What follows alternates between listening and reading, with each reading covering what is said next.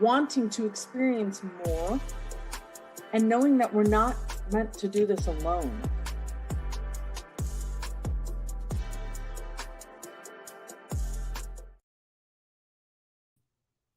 Hi, everyone. Welcome to Chronicles of the High-Powered Female CEO. This is our episode 24. I think we're on 24, and I'm so excited today to bring to you Kristen David. Welcome, Kristen. Hello. Tell us how people typically know you. Well, I am known a little bit of as an ass kicker, accountability coach, business coach. I thrive on systems and helping business owners build systems so they can have the opportunity to enjoy life once again, that they aren't stuck doing the grind day after day. And so most people know me as a little bit of that systems guru, but also a best-selling author and CEO, business owner. Yes. And of course, my background by trade is as a lawyer. As a lawyer, she just sort of like drops that in there. That was the first phase, first chapter. How's that? So cool. I'm so excited to go deep into this story with you. I think traditionally, being an attorney, that is a really masculine energy environment. And then being a systems person is a really masculine energy thing. And now we're going to invite you to share from your heart, which is a very feminine energy space. So welcome, Kristen. And I'd love to hear a bit about your story of transitioning from being an attorney to then opening your own business as a business coach, and tell us about that. So I'm going to actually back up a half a step before that. And that is growing up. My father died when I was 6, and my mother continued. Their dream was to build a winery and vineyard in Southern Oregon. At the time, there were no vineyards or wineries in Southern Oregon. And she continued that dream, even when people are like, "Are you crazy? Or what are you doing? There's no wineries down here." So she was a bit of a trailblazer and someone that I, looked up to, admired. She went through many hard moments trying to build a business on her own, but also somewhat of a Renaissance woman. She loved to paint and, do crafts and knit and, doing all kinds of different fun things, and taught us no fear. My brother and I, playing instruments, getting out, doing sports and exercises, like try everything once type of thing. And be okay of failure. Like sometimes you're not meant to keep doing something, or sometimes you just have to keep doing it until you get it right. And so that was my upbringing. And I knew at a young age, I think I was 6 or 7 when I first said, I want to be a lawyer. And by 8, it was, I'm going to be a lawyer. And so, high school, college, became a lawyer, worked hard. Boy, nothing prepared me for being a business owner, and was working 85-hour weeks doing litigation, representing surgeons and doctors and lawyers in malpractice cases. And as you said, a bit on the masculine side. I had to be very strident almost in court, like very own your space and not back down in depositions and in courtrooms. And but learning how to balance running a team and handling people, right? Like law school sure didn't teach you how to run a business like a business, or how to manage your people and use kid gloves and deal with emotions. And so that was definitely an area I had to grow into my shoes and learn about as I matured as a business owner. Wow. And so you ran, how long did you run your own practice, law practice? So I tease that was the first chapter of life, or maybe that's chapter 2. I don't know. That was almost 14 and a half years or so, I think. And, I was a great trial attorney, but it was like, how do you manage all the day-to-day and the administrations and the marketing and sales and the financial controls and all those components? And I started seeking out other classes to try to learn how to manage that better. And I ultimately learned how to write a business plan. I immediately doubled my business in 9 months. I went from 350 to 700,000. I got to the peak of my business plan and realized I need to rewrite it because I had achieved what I had put out. And so rewrote the plan, doubled again in the next 9 months. But that's where in those 18 months, I learned how to really systematize every department of my business, financial controls, admin, marketing, sales, everything. And that's when I went from working 85 hours a week to taking like 3-week-long vacations, and my business would run without me. So literally in about a year and a half, I mean, less than 2 years, I went from being in the grind every day to like actually being a CEO and having my business run for me instead of me being kind of there at my desk for endless hours. And so that was a big transformation for me as a CEO. And I'll be honest, there were sometimes people, the friends I used to hang out with, let's just say, started kind of making fun of me. Like I couldn't, as I grew so fast, I'm like, should I hire that 4th associate or another paralegal? And they thought I was dealing drugs or on another planet. Like there was such a disconnect because they didn't even have an associate, or they had one person. And so there was just like, all of a sudden I was on such a different level that the people I used to hang out with, it was no longer comfortable. It was no longer like that energetic, safe space you live in. And becoming successful gets lonely. It gets really lonely. There were a lot of times I was like, there's no one to talk to about this stuff. And then I started searching out and finding groups of people that were in those higher levels and that you could have those conversations. Now, of course, we have Facebook groups and we have some additional things, but that was how I found a group that ultimately really vibed with, and they asked me to come on board full time. I started out just teaching and coaching young lawyers on how to start their own business, and one night a week, and loved it. And they said, you're great at this. And I started teaching around the US a little bit, dabbling. And they said, why don't you come on full time? And this was one of those pivotal moments, Melisa, where your whole world kind of shatters. Like everything you've built, everything you've done, everything you've pressed so hard for in life is like someone's asking you to walk away from it all. And many people go, well, duh, just stay where you are, keep your business, did you? And I think for me, you might relate to this in that instead of just helping one lawyer or one doctor, just one client at a time, I was able to help hundreds of people in a room. I was standing on stages in front of 350, 400 people. And I thought, why would I keep doing the law firm helping one person at a time when I could be helping hundreds at a time? Mm-hmm. But it was tough, like give up everything I'd been doing or do this other thing. And it took me 3 months to make that decision. And I anguished over that decision, and ultimately said, yes, I'm going to sell my law firm. I'm going to do this new chapter. And if I don't make it there, I can always go back and build another law firm. That was my thought pattern at the end of the day. It was like that ultimately was the final straw that said, make the decision. You can always go back and rebuild. So. Wow, that's amazing. I can't even imagine because you can get so locked up around what you've created and want to like hold on to it so tightly, wow.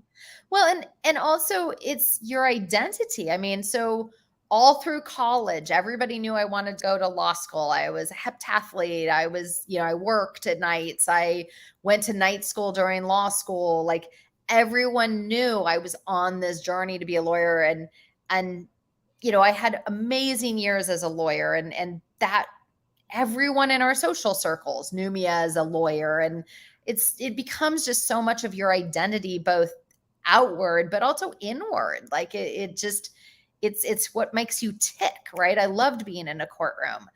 And so when someone offers you that opportunity to completely transform who you are and what you do, it's scary. Like there were a lot of nights I laid in bed thinking, I don't know if I can do this. I don't know if I'll be any good at this. I don't, there's so many, the little chatter of the neighbors in your head, right? Those little voices that come up with all the worst case scenarios. And it's funny too, because I know a lot of miserable lawyers and miserable lawyer business owners too. And someone like that might be like, okay, if you can find me something with equal pay that could get me out of this hell, I might take it, right? Yeah. But like you weren't in that spot anymore. You had already transcended that. And so, wow. But I also think it's a little bit about knowing yourself. I mean, so the other option I had on the table, and this was kind of bearing my soul here about, people were like, well, just keep the law firm. If it's really running like a business, it doesn't need you, keep it going. But let's just be brutally honest, everyone. Like when you birth a baby, you're, to some extent, your business feels like a baby, even though you shouldn't treat it that way. You instinctively want to check in on it, see how it's doing, right? And that's going to pull your energy. It's going to pull emotional space and time. And if something goes awry, you're going to want to jump back in, right? Like to me, yes, I could have kept the law firm and done this other thing. I knew I would always be getting kind of pulled back. Like I'd have that energy draw and I wouldn't really experience that freedom of being able to go out and do that new chapter fully. And that's not something everybody is willing to talk about or consider, but it weighs on us. Our mental energy is important, and you've got to be intentional on where you're going with it and where it's going to get spent. So Right. So now, fast forward to now, you're running. Tell us a little bit about what your business looks like, because I think it doesn't do justice to just say that you're a business like systems coach, because there's like a million of those. And the empire that you've built in your business is not just any run of the mill business coach. True. So I after I sold my law firm, and yes, you can sell businesses, law firms, all kinds of businesses. We help people do it all the time. But I worked just exclusively with lawyers for about 7 years. And all those the doctors, the dentists, these people kept coming back to me saying, when are you going to help us build our businesses up? And so ultimately, I just missed that entrepreneurial spirit. As much as I helped this other business grow tremendously, I missed being a CEO. I missed managing my entire team. There were parts that I just wanted to go back to a part of that. So in August of 2022, I launched Up Leveling Your Business. Now, first of all, I realized strategically, I had thousands of people in my workshops, but they just knew my name, right? They didn't know this new business name, Up Leveling Your Business. So strategically, we did it as the Kristen David, another brassy, ballsy moment, which I'll be honest, at first I was not comfortable with. It's not usually me to be like the Kristen David, but I knew that it had that allure and that, it was going to be that hook that grabbed people. And the business plan was for the first 18 months to use it. And then between 18 and 24 months to start weaving it out and do more of just up leveling your business. And my dream was to build a $15 million company with all these different coaches of different specialties that could help business owners where they need help in the moment. So here we are almost at 3 years in, and trust me, just like so many business owners and CEOs that have had to start from scratch, month one started at zero. My goal was to make $10,000. I had to hustle my ass, and the thing that I thought was going to work didn't work. And so you're just scraping, right? You're hustling. You're making phone calls every day. Who can you help? Who can you help? What can I do to help you? Month two, 20,000. managed to hit that goal. Month 3, 30,000. Month 12 was my first $100,000 month. So, I mean, I was growing fast. Now, fast forward, we have, I think, 20 people on the team now. We have 13 coaches, and it's just amazing. And we're about to launch our Spanish coaching program and break into a whole new field that isn't very well serviced, in my opinion, helping individuals who aren't as fluent in English to get the help and some, that guidance, just having a sounding board, a coach to kind of help them streamline their processes, but also give them some strategy help and build a plan. So yes, now it's not quite an empire yet, but it's getting to be. I mean, we've got such an amazing business with an amazing team. We run workshops in multiple countries. We did the Paris experience. We're going to do the New Zealand experience, because sometimes business owners want to get out of their day-to-day and hive mind with other great business owners in cool places and learn a lot of cool lessons as we go. So, the business now has the coaching, some online courses, some experiential, workshops.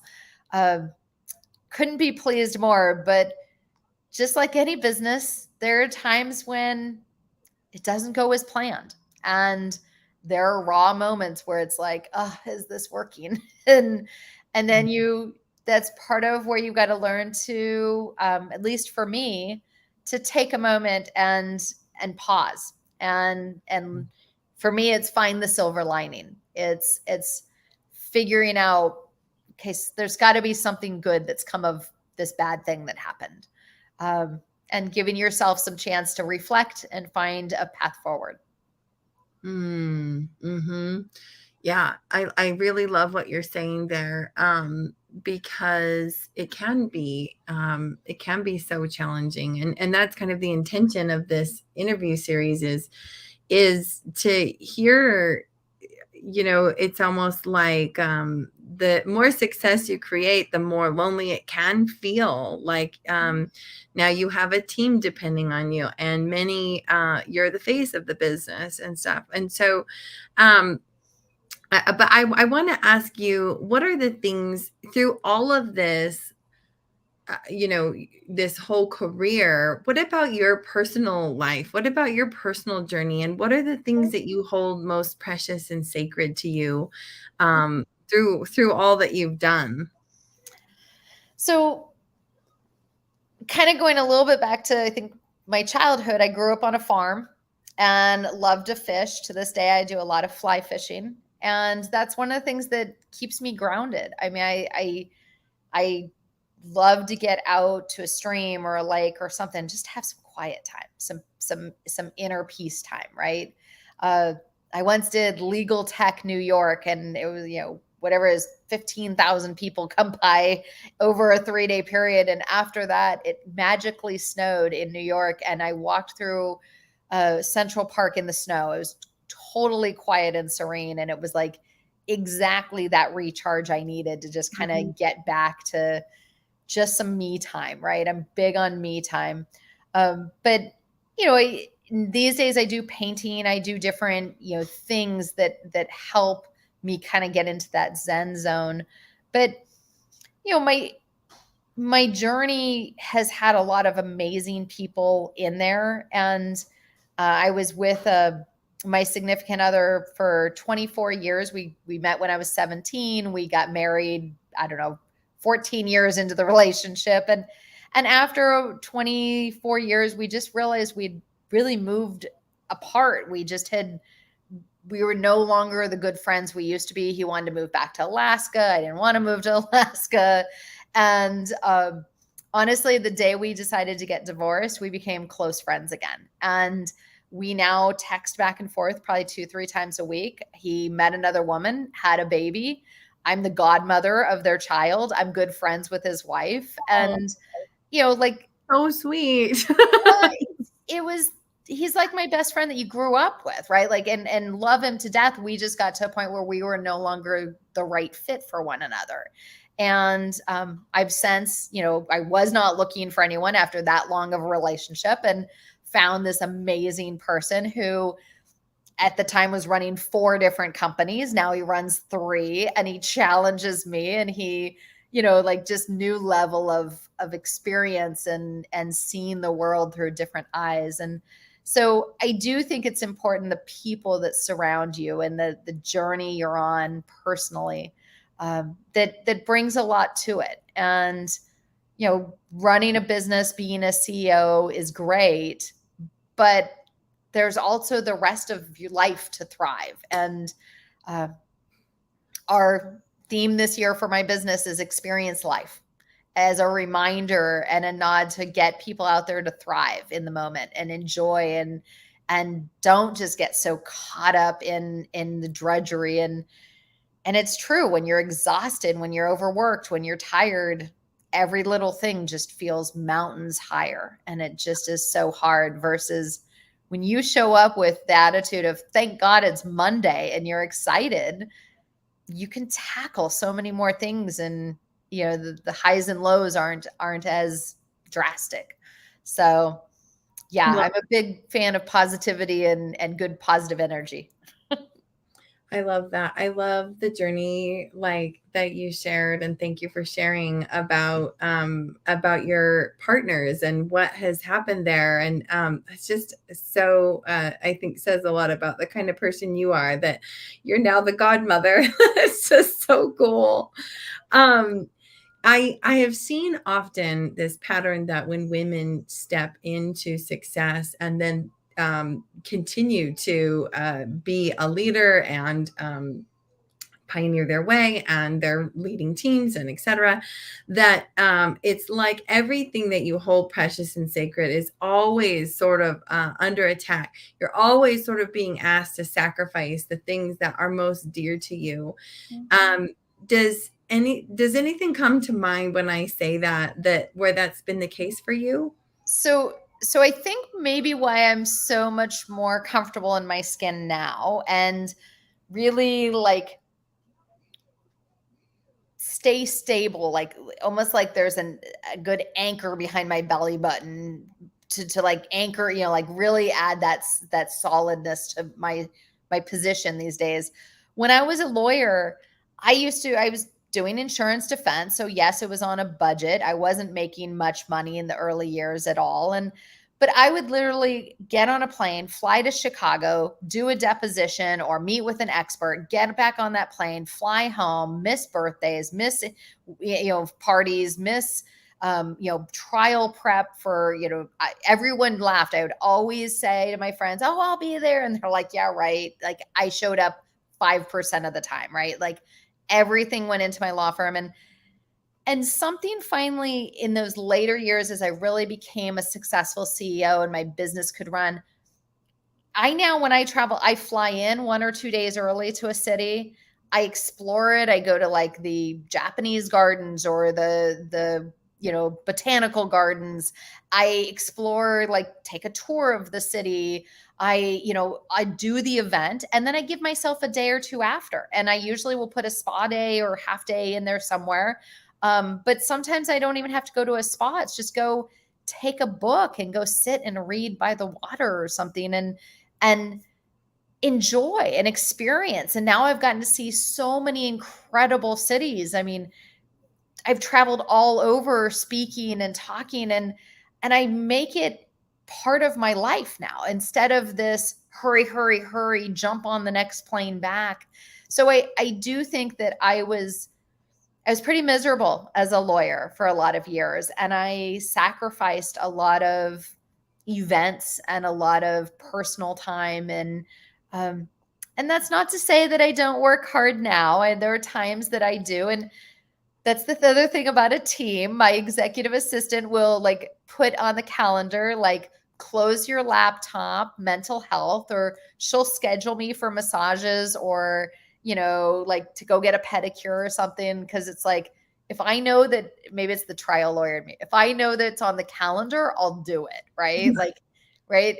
And so, getting me to close my laptop at night, because there's always one more email. There's always one more thing I want to get to. And, you have different people that come on your team at different times who are just a blessing, and they take all this stuff off your plate, and then they shift to another role, and sometimes things come back on your plate, and right, it's always moving, it's always malleable. And so no judgment zone. I am not here to say I'm perfect. I make plenty of mistakes. There are plenty of times I say yes when I should say no, but we're all a work in progress, and we're all learning and recognizing and acknowledging. And I think that's part of my journey is I was definitely miserable and gave up a lot during some of those law years. And now I'm much more willing to take a vacation and go off grid for a week. Or, I've got going to the Oregon coast with my family coming up in a couple weeks. I'm doing, after our September Paris experience, I'm spending a week in Barcelona, Spain with my mother doing a watercolor painting class. We did the south of France a couple years ago. And I'll be off grid. Like my team can't get a hold of me.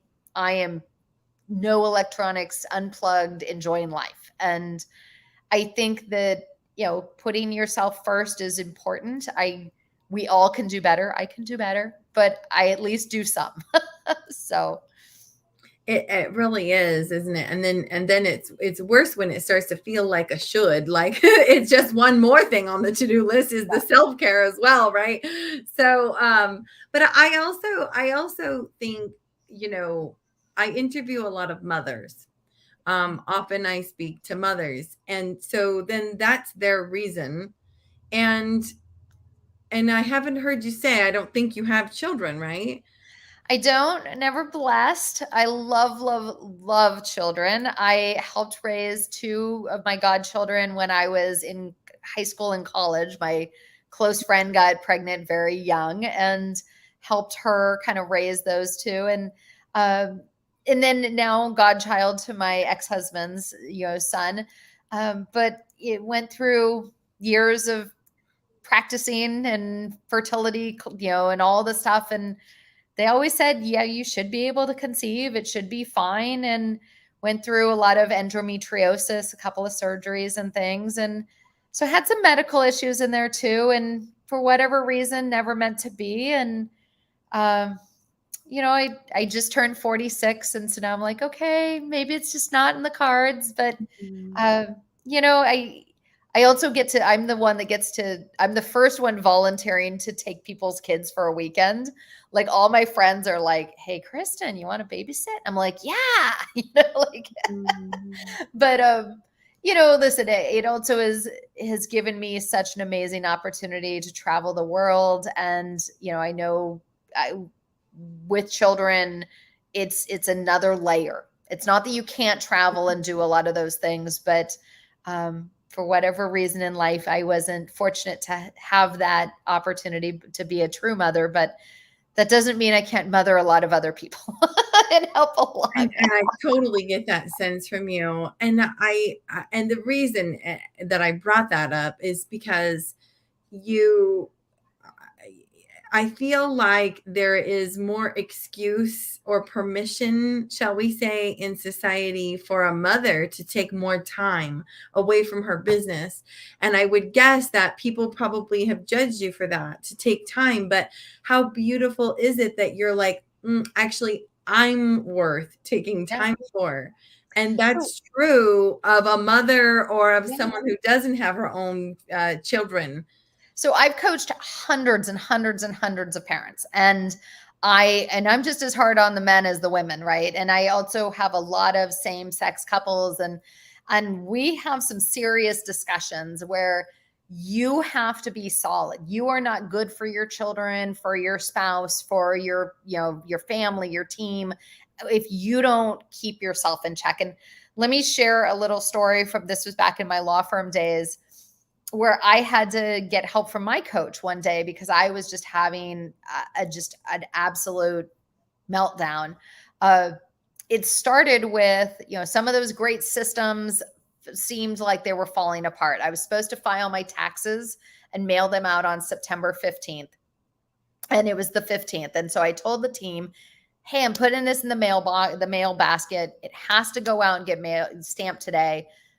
If for some reason we miss the mailman at 4:00, let me know. I will personally drive it to the post office. Next morning I come in, my letter is still sitting there to the IRS. And I'm like, what? What happened? Like the whole system failed. Like what went on? And then something else I saw wasn't being done right, and something else. And I was getting into the office at like 6 a.m. And so by 7:30, I'm pissed. And I had been working 12, 14-hour days, hadn't had a day off in weeks. Yes, the firm was doing better, but I was, I think I was like right about $1 million, 1.2 or something at that point. But it felt like the whole world was crumbling, and I got angry and I got toxic. And I called my coach because I was like, I don't know what to do. No one's doing their job. And I just lashed out at everybody. Again, no judgment, everyone. Like we all have our moments, right? And he was like, Kristen, you need to grab your keys in your purse and walk out that door, or you're not going to have a staff left by tomorrow. Like you need to exit the atmosphere of the world and leave. And I took myself he encouraged me to go to a spa retreat place up the Columbia River Gorge. And I went for 2 nights and just calmed myself down, got a lot of sleep, just rested, recharged, and came back and was able to see things in a better perspective, recognize where we needed to fix some things and move forward. And at the time that morning, I was ready to give away the keys to my business to the next human that walked in the door. Like I was done. I was done. I was crying. I was sobbing. I was yelling. My one staff member had shown up early that morning and was like, whoa, wait. And I was just like on a battlefield. And thank goodness I didn't give away the keys to my business, because it became so much more successful and so amazing. I was able to sell my policies and procedures for that asset alone. It was like an inch thick. It was $100,000 negotiating point. And because it's what made the whole business turnkey, right? But emotions can drive us to the not so right decisions. And thank God I left that day and salvaged what, made it just somebody recognized I needed to leave. And so I have that discussion with parents all the time of, you're no good to those kids if you're not stable. You need some time. What are you going to go do for yourself? You have to put yourself, yes, you need security and you need money financially. Yes, you need to have social time with people and interactions and love and all of that. But you also internally need some time to recharge you and to reset your alignment. Where are you going? What are you doing? Does this make you happy anymore? And that's part of, everyone has a different path, a different journey on there. And but I have that hard discussion because I think a lot of parents do put the kids first. And it's like, no, you need to put yourself first and then the kids and then the business, right? Like there needs to be a hierarchy here and the spouse in there too. Yeah. But does that make sense? Mm-hmm. Kristen, this has been so beautiful, and just the genuineness that I can feel from you. Your energy is so grounded and solid. And I just think, wow, what kind of leader you are to be able to speak with such a rich experience.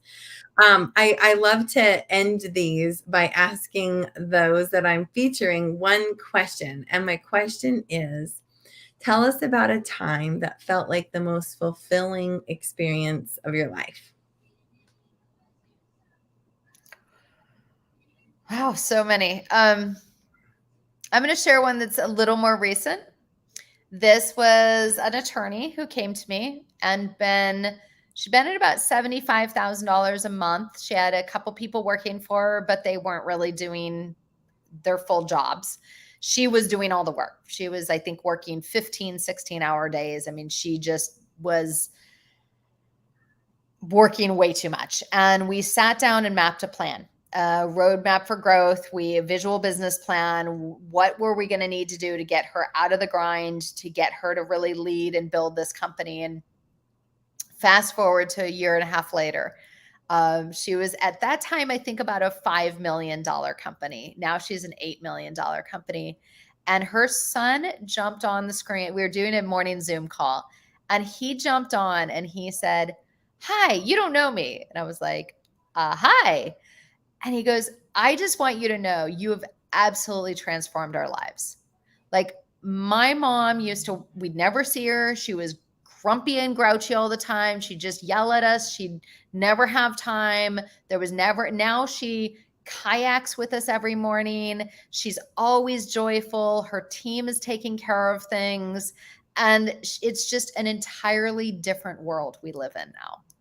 And it probably didn't help or didn't hurt that she had bought the family a boat and a new house and some other fun things, right? But I think what he really and they go for walks and hikes all the time. And that love and just that's what makes me just absolute. I've got goosebumps. Like those moments of, it's not just the owner that we're impacting, it's their families' lives, and it's their staff and their staff's families' lives. And right, like when we say around our up-leveling your business, when we can help one business owner, that ripple effect goes to 20 other people, right?